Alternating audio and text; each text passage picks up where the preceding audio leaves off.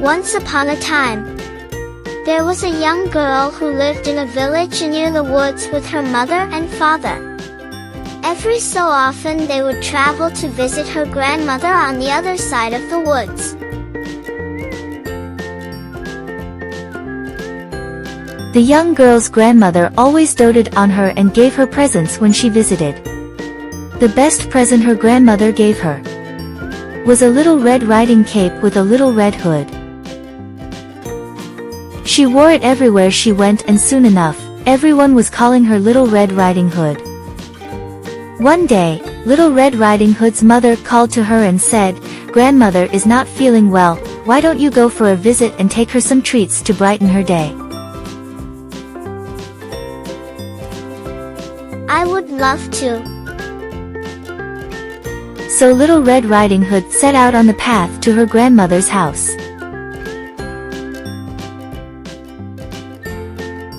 As Little Red Riding Hood entered the woods, a wolf approached her. Since she did not know that he would really like to eat her up, she was not afraid of him. So they started to talk. Hello there, little girl. Hello. Where are you going all by yourself? Oh, I am headed to my grandmother's house. I am going to take her some treats. That is so very kind of you. Pray tell me, where does your grandmother live? She lives in the first cottage along the path, just beyond the river. You know what your grandmother would love? You should pick her some wildflowers to make a bouquet.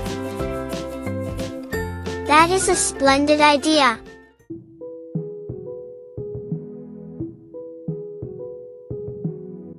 And so she began wandering through the woods looking for the prettiest flowers she could find.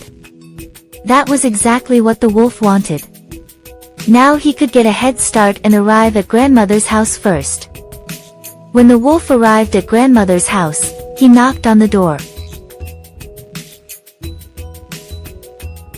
Who's there? It's your granddaughter. I have some treats for you. Oh, how nice. Pull the latch, my dear, and come on in.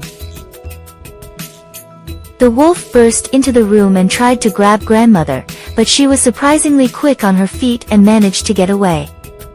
She immediately ran off to get help. Oh well. I can still wait for the little girl. He looked around for one of grandmother's nightgowns as he concocted another plan. A short while later, Little Red Riding Hood came to the door. When he heard the knock, the wolf once again disguised his voice, this time to sound like grandmother. Who is it? It's me, Little Red Riding Hood. Pull the latch and come in, dear child. Little Red Riding Hood noticed that it did not sound like her grandmother, but she thought perhaps her cold had changed her voice, so she went inside. She approached her grandmother's bed and noticed she did not look like herself either. Grandmother, what big arms you have. All the better to hug you with. Grandmother, what big ears you have. All the better to hear you with. Grandmother, what big eyes you have. All the better to see you with. Grandmother, what big teeth you have. All the better to eat you up with. And with that, the wolf jumped out of bed and chased after Little Red Riding Hood. Fortunately, just then, grandmother returned with some help from a woodcutter who was working nearby in the forest. The three of them chased the wolf out of the house, into the woods, and all the way to the river. The wolf was running so fast that he fell right into the river, and the water carried him far, far away, and they never saw him again. Little Red Riding Hood and her grandmother thanked the woodcutter and offered to share their treats. As they ate cake to celebrate, Little Red Riding Hood promised them that she would never talk to a wolf ever again.